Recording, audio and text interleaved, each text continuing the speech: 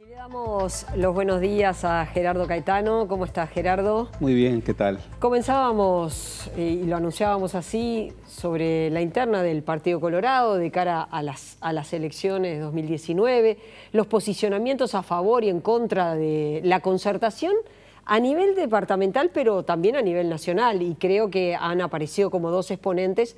Por un lado, el diputado Fernando Amado, por otro lado, el diputado Ope Pasquet. Y esta discusión a propósito de la concertación también se da al interior del Partido Nacional. Pero en el caso del Partido Colorado adquiere un dramatismo mayor por la situación general que atraviesa el Partido Colorado desde su desplome electoral en el 2004, en donde pasó de un 33% del electorado en el 99 a un 10% del electorado, y después ha fluctuado 17% en el 2009, 13% en el 2014, y ahora una expectativa de votos que incluso puede ser menor, por cuanto, digamos, la franja de la oposición se ha fragmentado y comienza a tener otros competidores. Incluso otro competidor que surgió de la experiencia, bueno, que en más de un sentido uno puede decir fallida, del primer intento de la concertación, como fue Novik y el Partido de la Gente. Sí, en los hechos, todos aquellos dirigentes que apoyaban en su momento a Óscar Magurno, ahora pasan a militar en lo que es el Partido de la Gente, debilitando a la situación del Partido Colorado, que en esta discusión, Gerardo, uno se pregunta, ¿qué se juega el Partido Colorado? ¿Se juega su propia existencia? Cuando algunos dicen reivindicar el hecho de ser colorado antes que nada, antes de evaluar siquiera la posibilidad de un acuerdo con el Partido Nacional. En efecto, yo creo que lo que está en juego, y no ahora, pero tal vez ahora más dramáticamente, desde hace tiempo, es la sobrevivencia competitiva de un partido como el Partido Colorado. Hay que hacer siempre un poco de historia. Wilson Ferreira decía que Partido Colorado era el nombre que los uruguayos le daban al gobierno. Fue desde el siglo XIX el partido del Estado. Fue durante casi 100 años el partido que lideró la conducción del gobierno, muchas veces en una lógica de cogobierno con el Partido Nacional, pero liderando, teniendo los lugares fundamentales del Poder Ejecutivo. Es un partido que tiene, diría, usando una metáfora demasiado utilizada en estos tiempos, tiene en el ADN el ejercicio del poder. Esa ha sido su historia. Y que hoy, bueno, ya desde hace 3 elecciones consecutivas, es un tercer partido no competitivo. Incluso desde la reforma constitucional del 96, claro. Allí la configuración que tanto el entonces presidente Julio María Sanguinetti como el doctor Jorge Valle, que luego sería presidente, establecieron aquella teoría de las dos grandes familias ideológicas, en donde ubicaban de manera natural al Partido Colorado con el Partido Nacional. Y luego, en la otra familia ideológica, la izquierda. Bien, los hechos lo han demostrado, tosudos como siempre, que esa visión de las dos familias ideológicas y sobre todo la inscripción natural, indiscutida, del Partido Colorado dentro de una familia ideológica que lo unía con el Partido Nacional, bueno, a quien ha perjudicado notablemente es al Partido Colorado, no tanto al Partido Nacional, que ha mantenido esta idea de que, bueno, quien compite con la izquierda es el Partido Nacional, quien eventualmente va a un balotaje es el candidato único del Partido Nacional que emerja de las primarias, y entonces ahí el Partido Colorado se queda en una situación en donde parece que hay, sobre todo a partir de sus dirigentes, una ubicación natural que lo hace articular desde una lógica sin matices en la oposición con el Partido Nacional y con el resto de los partidos de la oposición, ahora con el Partido de la Gente, también con el Partido Independiente, y del otro lado la izquierda.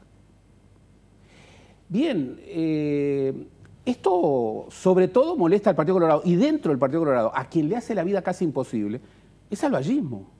Es el vallismo. Esa es la pregunta. ¿A qué familia ideológica pertenece el vallismo? Y yo creo que basta registrar la historia. Si a Valle y Ordóñez, pero más acá, si a Luis Valle Berres le hubieran dicho que iba a votar con Luis Alberto de Herrera, hubiera dicho que no.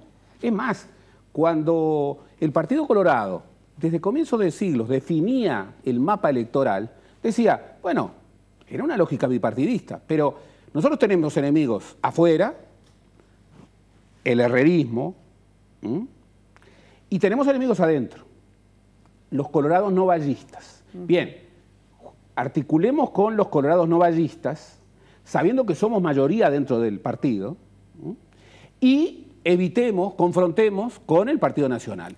¿Y cuáles eran sus dos principales bastiones electorales? Montevideo y Canelones.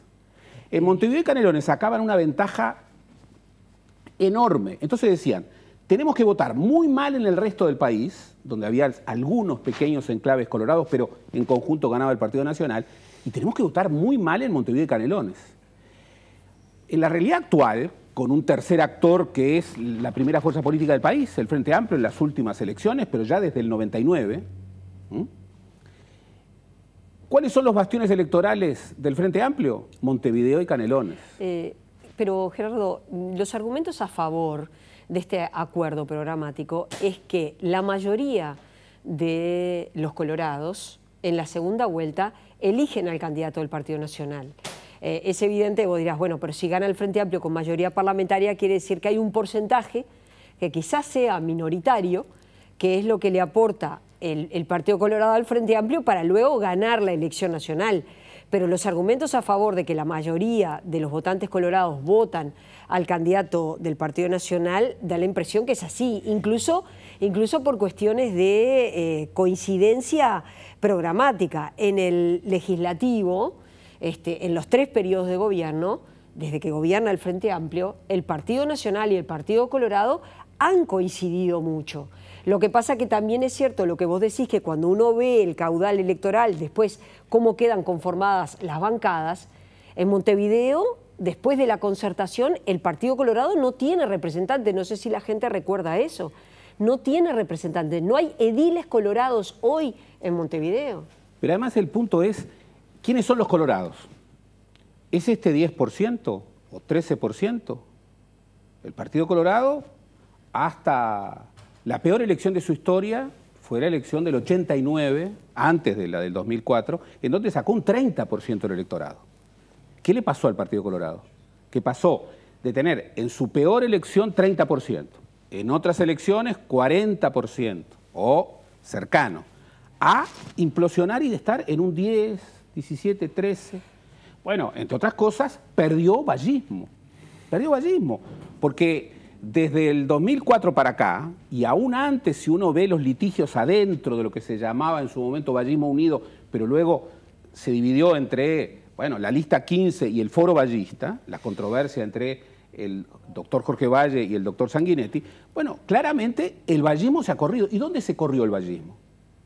Y bueno, se corrió a los votantes del Frente Amplio.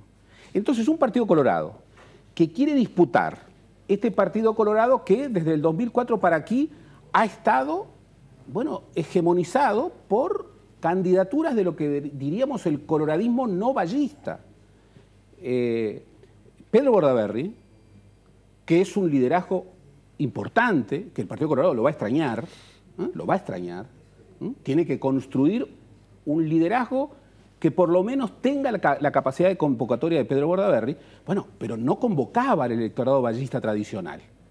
Y no por sus historias, no lo convocaba porque él mismo venía de otra tradición política y apelaba a otra tradición política. Justamente una tradición política que tiene fronteras electorales ¿con quién? ¿Con el Frente Amplio? ¿A quién le peleaba votos Pedro Bordaberry? Le peleaba votos al herrerismo. Entonces, el electorado vallista es un electorado que hoy no tiene oferta desde el Partido Colorado, salvo la candidatura de Amado, que es una candidatura emergente, que es una candidatura que tiene muchas dificultades y que es una candidatura que, si el Partido Colorado se queda encerrado en lo que han sido los colorados en los últimos 10, 15 años, obviamente no tiene chance. Tiene que salir a otra búsqueda. Por eso la idea de buscar candidaturas que tengan resonancia vallista. Para eso, obviamente que tiene que haber una competencia política y también ideológica, ¿por qué no decirlo?, con quien ha sido el otro del vallismo a lo largo de un siglo, que es el herrerismo. Es el herrerismo. Entonces, las familias ideológicas, salvo que pensemos que aquí, de un lado están los demócratas, y del otro lado está la antidemocracia, del otro lado está el populismo, pero esa fractura, esa grieta, yo creo que es una grieta que los uruguayos han demostrado que no la compran, porque a pesar de que el discurso insiste mucho en eso, bueno, las diferencias, me parece que en el Uruguay no tienen esa idea. Entonces, el Partido Colorado necesita, primero, salir de la pecera, como usualmente se dice, no pescar adentro de lo que han sido los votantes colorados porque no le alcanza. Segundo, tener una reconstrucción con su historia que lo haga competitivo respecto al núcleo de vallistas que se han ido, pero que todavía están disponibles. O sea, lisa y llanamente volver a enfrentar a quien enfrentó históricamente. Históricamente, uno podrá decir los tiempos han cambiado, puede haber articulaciones en el balotaje, bárbaro, pero la concertación es otra cosa, es otra cosa. La concertación, como lo ha revelado la experiencia del 2014, no es solamente un acuerdo electoral para disputar departamentos, en este caso el departamento de Montevideo. Es un acuerdo electoral en donde se marca la idea de la fusión, vieja idea desde el siglo XIX, que la gente de los partidos nunca quiso, los caudillos partidarios nunca quisieron, y la fusión hoy, ¿a quién aventaja? ¿A quién le da crédito? Le da crédito al Partido Nacional, que es el segundo competitivo.